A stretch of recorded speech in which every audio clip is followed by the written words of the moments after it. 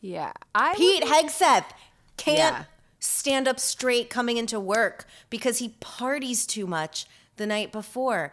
This is not the man for America. I wouldn't trust him to sell Girl Scout cookies. Not next to Girl Scouts. No, he should not be anywhere near the Girl Scouts. You're listening to Hysteria, the podcast for people who believe that sending a Matt Gaetz cameo should legally be the same thing as filing for divorce. Absolutely. Like if you send it to your spouse, no, it's like you have legally severed all legal arrangements with them. You're fired. I'd be pretty mad. You know what? For my 40th birthday, Josh made me a cameo from Ruben Rabasa, who is the guy from I Think You Should Leave. Oh my God, really? The guy who goes, oh my God, he admitted it. He made a 2-minute long video for my birthday, and it was hilarious. That's awesome. It was so good. But don't give Matt Gaetz money. No. For any reason. Although it is funny to watch these sort of has-been politicians just who could never make a living on OnlyFans go on Cameo and just eat shit. I'm here.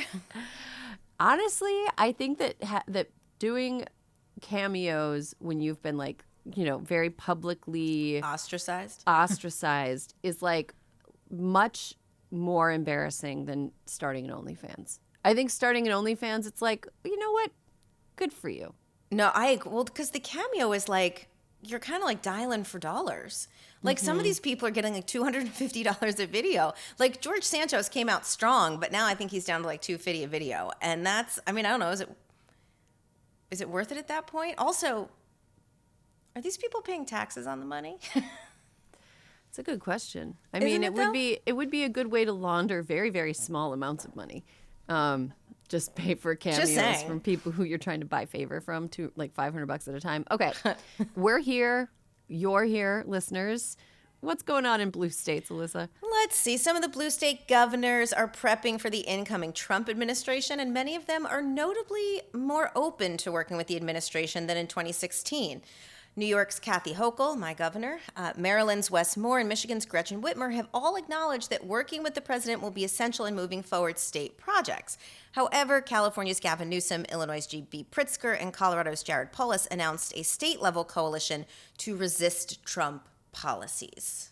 How are they going to resist Trump policies? Just by being you're going to have to come and take it out of my cold, dead hands. Look, here's the thing. People, and I've seen people on Twitter and stuff, and they're mad at the governors like Hochul and Whitmer who are I'm going to work with Trump. Guys, they have to. They have to resist where they can, but if the early days of COVID is any reminder to us, presidents have a lot of power. They have a lot of power for where things go, and we have the most punitive bitch known to man, the most vengeful, the most vindictive, who is now president. And for most of us, blue states, red states, whatever, we want to make sure that we get our funds. And so I get what they're doing. I get why they say they will work with the president, because they have to, because they're states within a federal system. Right. Yeah. States don't run on sassy clapbacks. They don't. And I really don't want my governors just firing tweets off at the president. And I don't want any of it. No, things need to still get done. That being said, I do appreciate the cattiness of my governor, Gavin Newsom, who I feel personally very lucky that he is on our side because, and I say this with respect, there is something very sinister about him. And I think we need a little bit more sinister on our side. People willing to be just a little bit, you know what, a kind of mean rich guy move. I love it. We need it. Here's the thing. One, I agree. And this is about the fact that he will not give tax credits to people who buy Teslas. EVs, other EVs, yes. Yes, right? Yeah. But it's not specifically Teslas. It's a market share thing. So he's not singling out Teslas, but Tesla is the only thing that fits the market. But he's trying to encourage people to purchase other vehicles. But the thing is that Tesla actually has plants in California. Mm-hmm. Yes. So, do we want to mess with the workers? Do you know what I mean? That was the flaw. That was my perceived flaw in the plan. Is well, if you're doing this, then are you hurting the workers who are there? Yeah, but Don't know. But Teslas suck, and I wish there were fewer of them on the road. Every time I mean, look, I don't need anything blowing a battery in front of my house. Like I don't need things catching fire. The one thing the Democrats have all said is that they will resist any mass deportation and stuff like that. Like even like Hochul, even the Democrats, I don't want people getting mad at all the Democrats. The ones who are like, yeah, we're going to work with him have also been like, and we're going to say fuck no to things we have to say fuck no to, but we're just not going to be fuck no across the board, basically. Yeah. I've had some conversations with people that work with a lot of undocumented people in their jobs, and I've heard that a lot of them have already like gotten plans together for how they're going to protect clients from deportations, because there are places that ICE is allowed in and places that ICE isn't allowed in, and they're already taking measures to like sure. ICE can't enter churches. ICE is not supposed to enter churches, right? And so this is another reason we need to start our own church. Like our Wiccan it might church? take like a church of like, of leave me the fuck alone, where like it's part of my religious beliefs that like the government doesn't have any right to have input onto what I do with my body, what anybody does with their body. The Church of Hysteria. Yes. The Church of Hysteria. Yeah. Come join us. Absolutely. That was it's not Caroline, an MLM. That was a Caroline suggestion. I think it's a great pitch. Let's do it. They can't go into churches. I believe they can't go into like treatment rooms in like medical centers. But there's, it sounds to me like, we have governors that can take steps that are like policy steps, like we're not going to let people blah blah blah blah. But then on the small micro level, which we've been talking about a lot on the show, there are a lot of people out there that are talking about this, that are taking steps in their daily lives. So yeah, that's I guess exciting. Also, you know what, there was a weird let's talk about Colorado Governor Jared Polis. He posted that he was kind of excited about RFK Jr. Leading the Department of Health and Human Services, and because he thought he was optimistic that Kennedy will take on big pharma and corporate egg oligopoly to improve health, which I think maybe is akin to what you and I were talking about calling the Trump administration's bluff when it comes to things like, all right, he promised IVF access. Cool, do it. Do it. Get in there. Show us what you got. You made some promises. There were a lot of red state nurses who were posting American flag comments on TikToks about those comments. So, maybe you should actually, cough up. Do it. Yeah. Do it. Show us. Show us. All he said for the last week was promise made, promise kept. Yeah. So let's keep a promise. This might be out of date by the time that this episode is released. Good Lord willing. Good Lord willing. But I feel like we got to talk about him because he's such a fuck. And the more we learn about him, the more we learn that he sucks. Slimy, a goon, a creep, literally a amalgam of the worst things. I got to tell you, Donald Trump is filling his cabinet in a way that would make a very interesting real world house. We've got people start being nice, they start getting real. We've got this. Stop being polite and stop being polite. We have got Tulsi Gabbard, who is like, she could not act more like a spy if she were trying to act like a spy. She's like, does her hair like like how people think a Russian spy would do her hair. She talks like it'd be funny to have her in the house. And then we've got a couple of sex pests. You got Linda McMahon just slamming people with chairs. Who is 100% going to cause conflict and drama. She's going to be the Snooki of that house. 100% the Snooki. She's going to be in charge of a department that's no longer going to exist. So she's going to have tons of free time to stir shit up. RFK is 100% Puck from Real World San Francisco. RFK, yes. And then we also have Kristi Noem. Cheats on her husband. No one cares. We've also got Pete Hegseth, the former Fox News personality with a drinking problem. Now, who has been nominated to lead the DOD. Something tells me that that's the first DD that he's been close to for quite some time. Pete Hegseth, yeah, not great. He was kind of a second string Fox News host, and now he is poised to run the Department of Defense. And I don't want to make fun of people who are in recovery or in treatment. No, but he's not. He's not. And he has new reports have come out over the last week that he was like drunk at work. He's gotten kicked out of 2 veterans groups for being a big by the Koch brothers. By the Koch brothers for being a big fucking mess.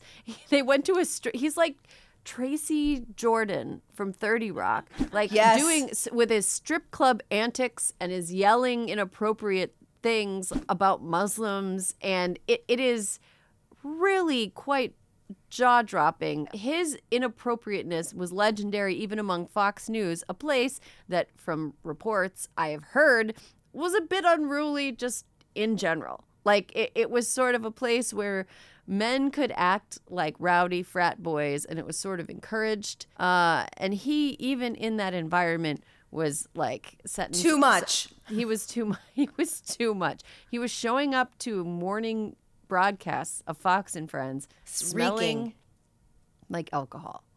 Like just be profesh. I mean, also, just as a fine point for listeners, the Department of Defense is one of the largest employers in America. Like, this isn't like, I think that when people think of cabinet agencies, they're like, oh, they're like these cute, self-contained, little boxes that are in DC. DOD has 1.3 million active duty service members, 811,000 National Guard and Reserve members, 1.4 million active component forces, 750 civilian personnel, 735,000 appropriated, and 126,000 non-appropriated civilian employees. This does not include the 450,000 people who serve overseas. Yeah. Pete Hegseth can't stand up straight coming into work because he parties too much the night before. This is not the man for America. I wouldn't trust him to sell Girl Scout cookies. Not next to Girl Scouts. No, he should not be anywhere near the Girl Scouts. No. And he, another thing that like a news report on him that made me laugh, because imagine somebody this big of a mess, he's a fucking mess. Imagine someone this big of a mess being made like CEO of Boeing. You would be like, no, what? And this is even bigger than that. The stock would tank. The stock would absolutely. He apparently cheated on one of his wives, wives plural, like 5 times in a year. Sir, where do you find the time? Like, because he's not doing anything at work. 5 affairs? My God. I guess maybe that is a testament to his ability to schedule things. But my God, how? Well, don't forget. So here's the thing. So as we are recording this, Trump came out with the ever encouraging, I have supported him. I have support Pete to keep going. Oh, God. But he's been in D.C. doing meetings, and something tells me that between Joni Ernst, who, by the way, has it's fair to give her credit. She's been fighting against sexual assault in the military for years since she came to the Senate. Between her, Susan Collins, who does seem to be in her frowning closet a lot about this, Lisa Murkowski, and people who even Lindsey Graham was like, we're going to have some conversations about this guy. I could be wrong. I think he's toast. Yeah, I agree. Even Pete's mom had some issues with Pete back in 2018 when she sent him a pretty mean email. You're trash. It was basically like, son, you suck. She's since apologized and been like, I shouldn't have sent that email. But lady, what's said cannot be unsaid. You cannot. This is much past the unsend button's effectiveness. It's been sent. You acknowledge. You know what else you can't unsay or unsend? A man who you might think should be the head of the Department of Defense, who on a tour with veterans took people to a bar and chanted, "Kill all Muslims, kill all Muslims, kill all Muslims." It's that famous conservative sense of humor. He shouldn't have an arsenal at his disposal. I'm sorry. That's a hard no. He believes in waterboarding, said it at a conference in front of people, was like, we got to bring it back. Bring back waterboarding. Because that's been an effective tactic. Does he know the difference between a waterboard and an ice luge? because he might be thinking about ice luging, where you lay at the bottom of a luge of ice and take shots. You get a shot of vodka. Get a shot of vodka that's extra cold and sometimes tastes like Kool-Aid. All right. Yeah, I think he is probably toast. He is truly just, I cannot think of a person that contains so many multitudes of being unqualified. I mean, Kash Patel, right? I mean, Kash Patel is more qualified, but for that reason, almost a bigger danger. What would Kash Patel be in the real world Trump administration house? What character? Oh, God.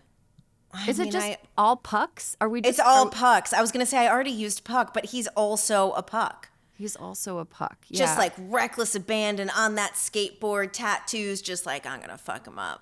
Yeah. You know, Puck was in the season with soon-to-be transportation nominee Sean Duffy, and No, or was Puck it was no on it Rachel? with Rachel Campos. Rachel Campos, right, who went on to marry the Sean lumberjack, Duffy. the Hayward lumberjack, Sean Duffy.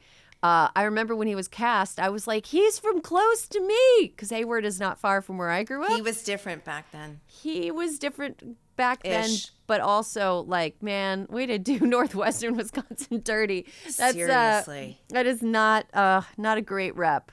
Anyway, so that's what's going on in the reality show clown car of the Trump administration. And then we have, the requisite sinister billionaires that are occupying important positions that have absolutely no qualifications besides having a lot of money. And Trump likes people who look like they should be on TV and or seem like they could give him money. Those are like the two main things. He does like people who can help write off debt, buy autographed guitars and gold sneakers for their friends and family. Absolutely. Okay. So there we go. We giggled through the apocalypse once again. It's not good, but we're doing what we can. We're doing what we can, guys. We're trying to give you information.